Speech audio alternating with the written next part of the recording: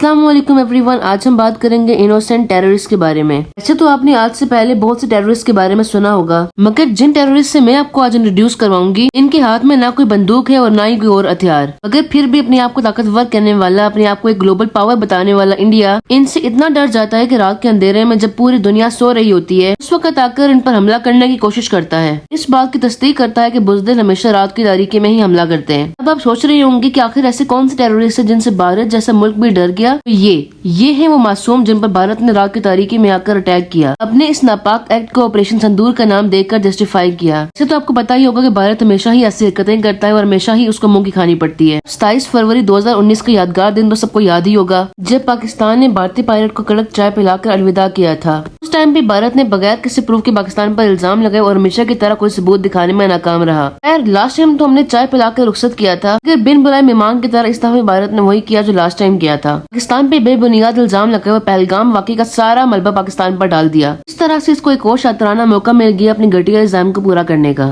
وہ آیا تو اس ارادے سے تھا کہ رات کے اندھیرے میں وہ آئے گا، حملہ کرے گا اور پھر صبح اپنی فتح کا اعلان کرے گا، مگر وہ بیوقوف یہ بات بھول گیا تھا کہ پاکستانی قوم کے محافظ جوان 24/7 پاکستان کی حفاظت کے لیے کھڑے ہیں، تیار ہیں۔ انہوں نے انڈیا کی چال اسی پر ہی الٹا دی اور اس کا منہ توڑ جواب دیتے ہوئے اس کو اس حد تک مجبور کر دیا کہ اپنی شکست کو تسلیم کر لے۔ پھر وائٹ فلیگ دکھاتے ہوئے اس نے اپنی بزدلی کا بھرپور اعلان کیا۔ ایک جدید رافیل طیارہ جو ریسنٹلی انڈیا نے فرانس سے لیا تھا اور جس پر اس کو بہت فخر تھا کہ کبھی دھوکہ نہیں دے گا، مگر اس وقت بھارت کا غرور خاک میں مل گیا جب پاکستان نے ودن سیکنڈ وہ رافیل طیارہ مار گرایا۔ اتنی ضلالت کے بعد تو بھارت مکر ہی گیا کہ وہ رافیل طیارہ کسی نے گرایا بھی ہے، مگر انٹرنیشنل میڈیا نے رافیل طیارہ گرنے کی تصدیق کر کے انڈیا کو شرمسار کر دیا۔ خیر بعد میں تو انڈیا نے منہ چھپاتے ہوئے اس کے پرزے جمع کیے۔